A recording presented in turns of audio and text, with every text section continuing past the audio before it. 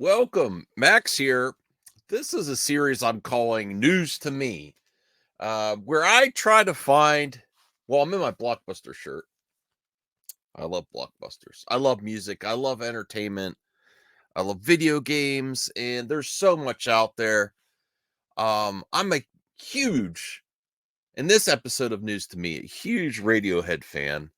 And every once in a while, I Google or try to find out like what are they doing. Of course, they're not as active as they used to be. I'm like, but maybe they're working on another album. I know Tom York did some like solo stuff before, like Black Swan, and it was just okay. But here's news to me, and maybe news to you. And if you like the idea of this series is finding good news and entertainment, even if it's not new, maybe it might be new to you too. So now I don't like the name of this article. There may never be another Radiohead album, and that's okay. No, that's not okay for me. That's not okay. But I think I heard a few years ago when they did the first album. There's a spin-off with Johnny Greenwood, Tom York, and this other dude. And it seems like they're making music. And I heard this recent one that they just dropped. And I might do a music video reaction to it too in a separate video.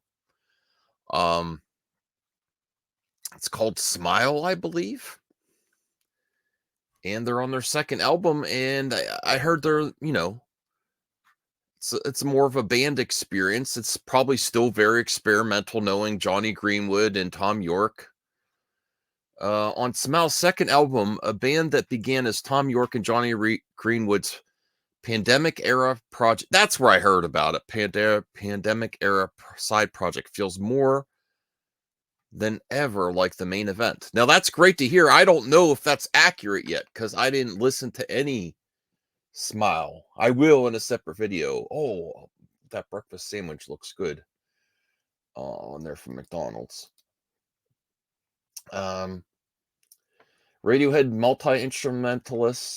instrumentalist and collaborating composer was holed up at home writing lots of riffs, and Tom York, his most famous bandmate, was around to help him flesh out. Greenwood and York hooked up with powerhouse jazz drummer Tom Skinner. Now that's the only thing that I'm not against jazz. I respect jazz a lot. It's just that aspect of Radiohead. I do know they like it and they dabble in lots of different genres of music. But the later Radiohead albums are not they're still good. They're just not my favorites because they're more minimalistic and more jazz and more experimental, which is cool. But they all started to sound samey to me. Even the side projects that Tom was doing. So they got their jazz friend to help. And they banged out a light for attracting attention. The Smiles 2022 debut. It seemed at first like another fascinating detour for a couple of musicians who had too many ideas to confine in one band. It was an album to file alongside York's solo catalog or Atoms of Peace. I remember that. His short-lived supergroup with Flea. More than good enough to justify its side project status. But sir, now here's a hot take for you. I'm still a Radiohead fan. I'm still a Tom York fan. But after And Rainbows, everything's been seeming like a side project. Even Radiohead, like pole, what is it? Moon-shaped poles and King of Limbs, they seemed like side projects too. And Rainbows is even better than I remember after re-listening to it. I would highly recommend that. And I also want to listen to OK Computer and Rainbows. Do you know how they do like alternate and make one huge mega album? I would like to listen to. I've never put them together and listened to them like that, but they've all seemed like side projects to me. And I hope Voltaire's watching this too, because I know Voltaire's a Radiohead fan, but this might be news to Voltaire. But I want to give this Smile a look and a reaction. I'll probably do a blind reaction of their most recent music video that just dropped recently. 2 years ago, the side project is looking more and more like the main event.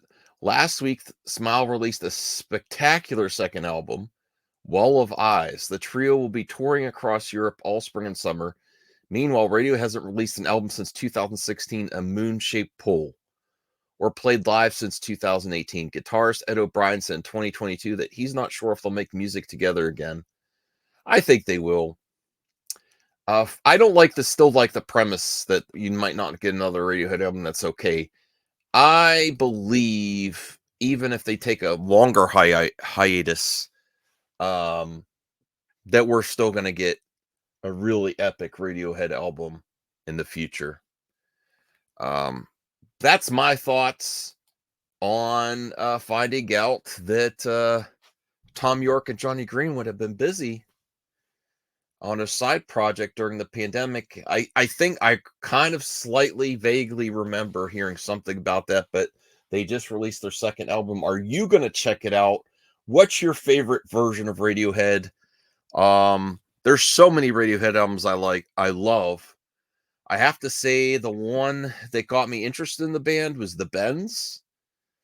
And the reason it holds a special place in my heart, and Pablo Honey, not that they're great, but because Radiohead will never sound like that again after it's like they got more experimental, and pushed themselves musically, that they'll never be as just like a simple band like that. Even though that article has the premise that it's just a band again. Since the farther they've gone down their experimental side, the less they're going to sound like Pablo Honey or the Bends. I think Hail to the Thief is one of the most underrated Radiohead albums. It's very good. It's not like great, but there's a lot of great songs there, and there's a lot of rockin' songs there. Like if you want Radiohead to do less like spastic jazz type with and just rock music, Hail to the Thief is underrated. And In Rainbows really grown on me recently, revisiting In Rainbows. Of course, OK Computer, but I kind of overplayed OK Computer myself. More late stage Radiohead, I would say In Rainbows and Hail to the Thief. And I love Kid A and Amnesiac too, but that's sort of like the OK Computer era. OK Computer, Kid A, Amnesiac. But those are the ones I would recommend as underrated. Hail to the Thief. And I think In Rainbows isn't underrated. And I really love the way they released In Rainbows in the age of MP3s, when MP3s are getting more popular. And yes, I downloaded Kid A and Amnesiac on Napster back in the day when I wasn't supposed to, when it leaked. But I still bought them. I bought those albums multiple times.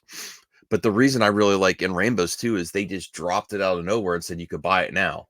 If I can remember right. That was the one where they just announced, yeah, we have a new album, it's ready, and you can buy it right now, like the day of. That was bold, innovative, and I don't know if maybe there are some other music artists in different genres that have done that, but I think they were one of the first. That's my thoughts. Let me know in the comments section if you have anything that I should be interested in. Movies, music, video games, some great stuff out there that maybe not enough people know about. And I'll give you a shout out on this series, News to Me. Have a good one, everyone.